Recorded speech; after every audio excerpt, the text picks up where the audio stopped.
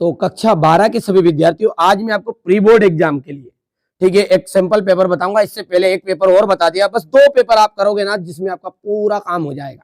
ये यहाँ पर मैंने 2 प्रश्न पत्र दिए, चाहे आप कोई से भी जिले से हो, आपका काम हो जाएगा। चलिए शुरू करते हैं देर ना करते हुए, ठीक है। दिन जल्दी जल्दी ढलता है, गीत बच्चन के किस काव्य संग्रह से लिया गया है? यानी ये जो गीत है दिन जल्दी जल्दी ढलता है, ये बच्चन के कौन से काव्य संग्रह से लिया गया है? तो निशा निमंत्रण एकदम राइट रहेगा। किस रस को रसराज का नाम दिया गया है? रसराज, श्रृंगार रस को रसराज कहा जाता है, ध्यान रखिएगा, ठीक है। जिठोत का अर्थ क्या होता है? जिठोत, जिठोत का मतलब होता है जेठ का पुत्र। अंगार उगलना का अर्थ है, अंगार उगलना का अर्थ होता है आग लगाना, भयंकर गर्मी, गाली देना, ठीक है। कठोर वचन कहना, देखो भाई साहब कठोर वचन कहना इसका एकदम राइट आंसर रहेगा। मराठी भाषा में लिखी गई कहानी जूझ का हिंदी अनुवाद किया गया, तो श्याम मनोहर जोशी ने, ओम थानवी ने, केशव प्रथमवीर ने और एन फ्रैंक ने। तो केशव प्रथम वीर ने हो गया है। चलिए आगे बढ़ते हैं, और आपका रहेगा यहाँ पर भारत में पहला कारखाना खुला। पहला कारखाना कब खुला था? 1956 में पहला कारखाना खुल गया था। मैं जो बता रहा ना वही क्वेश्चन पूरे हुबहू वार्षिक में भी बहुत सारे क्वेश्चन रिपीट होंगे। चलिए अभी तक आप अपने पेड कोर्स में नहीं जुड़े हैं, पेड एप्लीकेशन वाले में प्ले स्टोर में एप्लीकेशन है अपनी, उसके जरिए आपको सारी चीजें मैं प्रोवाइड करा दूंगा समय से पहले ही, ताकि आप अच्छे से तैयारी कर सके। कुछ चीजें ऐसी होती है बेटा कि जो यहाँ पर यूट्यूब पे सामने नहीं बताई जाती, गुप्त रूप से रहती है, तो आप इशारे में समझिए, मैं आगे शब्द नहीं कहूंगा। बाकी जिन बच्चों को चाहिए, मात्र 200 रुपये चार्ज है पूरी 12th क्लास के लिए, मात्र 200 रुपये। चलिए तो डिस्क्रिप्शन नंबर है, कॉल करके अपनी सीट बुक कर लो और जल्दी कर लो, समय ज्यादा आपके पास बचा नहीं होगा। चलिए, कविता के पंख लगा उड़ने के माने डेडेस क्या जाने? कविता के पंख लगा उड़ने के माने चिड़िया क्या जाने? तो यहाँ पर चिड़िया एकदम राइट रहेगा। बच्चे माँ 3 ऑप्शन है तो चिड़िया आ जाएगा। भक्ति काल को हिंदी पद्य साहित्य का क्या कहा जाता है? स्वर्ण युग कहा जाता है, स्वर्ण युग। काव्य का शरीर, काव्य का शरीर कौन है? तो काव्य के शरीर रस है, ठीक है, ठीक है। तो यहाँ पर देखिए, यहाँ पर बहुत सारे बच्चे क्या है रस लगा देते हैं, लेकिन छंद आंसर रहेगा, है ना, क्योंकि काव्य की आत्मा है रस, और सॉरी अलंकार जो है ना। चलिए तो यहाँ पर देखिए, काव्य का जो शरीर है ना वो अलंकार होता है, क्या होता है? अलंकार। बाकी रस जो है ना काव्य की आत्मा है। रस क्या है? काव्य की आत्मा। मेला आंचल, ठीक है, मेला आंचल उपन्यास के लेखक कौन है? फणीश्वर नाथ रेणु, यहां पर आंसर ठीक रहेगा। वाक्यों में किसी बात को साधारण रूप से कहा जाता है, संकेतवाचक वाक्य है, विधिवाचक है, प्रश्नवाचक है, क्या है? तो विधिवाचक एकदम राइट रहेगा। यशोधर बाबू मूल रूप से कुमाऊं में रहने वाले थे। संपादक के नाम पत्र स्तंभ को प्रतिबंधित करता है, तो तानाशाही या जनमत के अवसरवाद को प्रतिबिंबित करता है, तो यहाँ पर जनमत को प्रतिबिंबित करता है। आगे बढ़ते हैं, जोड़िए बादल राग, इसके रचनाकार कौन है? तो निराला जी, यहाँ पर ठीक रहेगा। वर्ण के बोलने में लगा गया समय मात्रा कहलाता है। पहलवान की ढोलक था, पहलवान की ढोलक के रचनाकार कौन है? फणीश्वर नाथ रेणु। प्रश्न बोधक निपात शब्द क्या कब? अतीत में दबे पांव, अतीत में दबे पांव ओम थानवी आ जाएगा, यहां पर आ राइट आंसर इसका।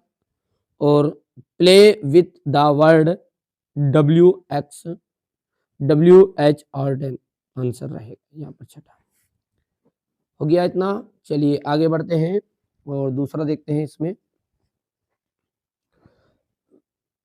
विप्लव का वीर किसे कहा गया है? बादल को। विप्लव का वीर किसे कहा गया? तो बादल को कहा गया। ठीक है। जहां उपमेय को उपमान से श्रेष्ठ बताया जाए, जहां उपमेय को उपमान से श्रेष्ठ बताया जाए वहां कौन सा अलंकार होता है? वहां पे होता है व्यतिरेक अलंकार। तो पूरा लिख देना आपको, जहां उपमेय को उपमान से श्रेष्ठ बताया जाए वहां कौन सा अलंकार होता है? तो व्यतिरेक अलंकार होता है, व्यतिरेक अलंकार। हिंदी गद्य का जनक किसे माना जाता है?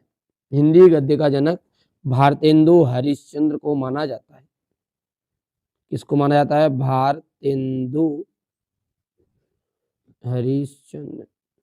हरिश्चंद्र राजा, हरिश्चंद्र हमारे नाम। चलो, भारत का संविधान निर्माता किसे कहा जाता है? डॉक्टर भीमराव अंबेडकर को। तो भीमराव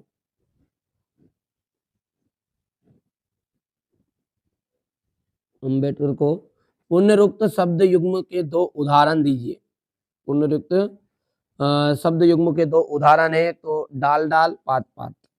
डाल डाल हो गया पहला उदाहरण, दूसरा आपका रहेगा पात पात। मोहनजोदड़ो नगर कितने हजार साल पुराना है? भाई साहब 5000 साल पुराना है। अच्छा, कौन सा स्तंभ जनमत को प्रतिबिंबित करता है? चौथा स्तंभ।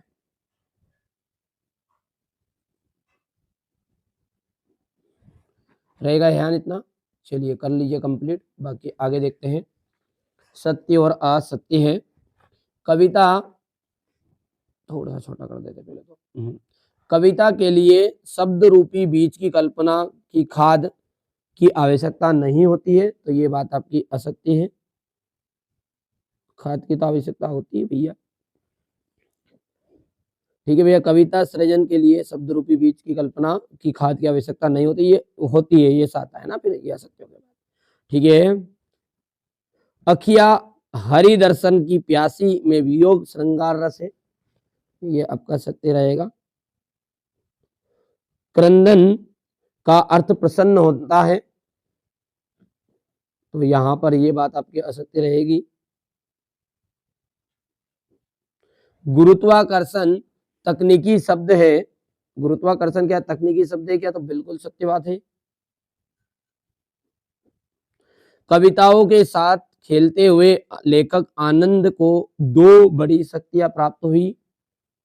ठीक है भैया, हुई थी कहीं?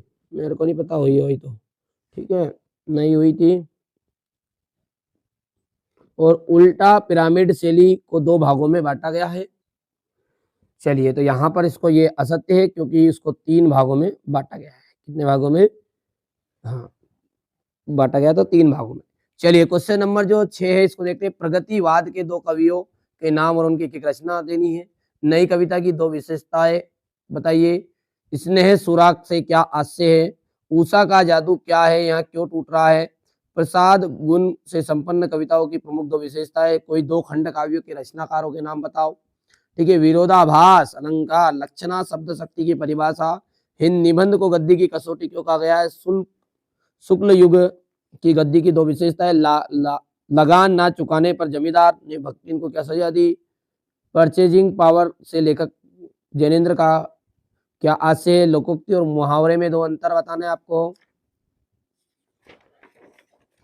यहाँ पर देख सकते हैं तकनीकी शब्द किसे कहते हैं? राजभाषा। राष्ट्रभाषा की प्रमुख 2 विशेषताएं। राजभाषा किसे कहते हैं? सिल्वर वेडिंग का आयोजन क्यों हुआ था? यशोधर बाबू की चरित्र की 2 विशेषताएं बताइए। एक अच्छे लेखन के लिए ध्यान देने योग्य 2 बातें बताइएगा। एक सफल साक्षात्कारकर्ता के कौन कौन से गुण होते हैं? ठीक है। यहाँ पर सूर्यकांत त्रिपाठी निराला और रघुवीर सहाय का साहित्य काव्यगत विशेषता बतानी है। धर्मवीर भारती और हजारी प्रसाद द्विवेदी का साहित्य परिचय। यहाँ पर क्वेश्चन नंबर 19 हो गया ये। ठीक है, 19 के बाद में ये यहाँ पर रहेगा आपका।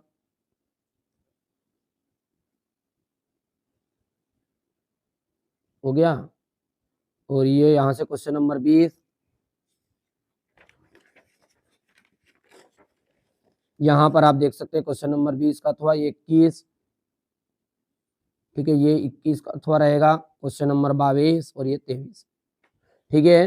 तो ये मैंने आपको प्री बोर्ड एग्जाम के लिए 2 पेपर प्रोवाइड कराए हैं, चाहे आपको उसमें किसी भी तरह का पेपर आ रहा हो, कैसे ही फॉन्ट आ रहा हो, उससे कोई लेना देना नहीं, क्वेश्चन फंसने चाहिए, सीधी सी बात है, अपना काम बनना चाहिए, क्वेश्चन आंसर आने चाहिए, किसी भी तरह का पेपर आए उससे कोई लेना देना नहीं। चलिए तो मिलते हैं अगले वीडियो में, पहली बार चैनल पर सब्सक्राइब करिए, नोटिफिकेशन ऑन करिए और डिस्क्रिप्शन में नंबर है, कॉल कर लो।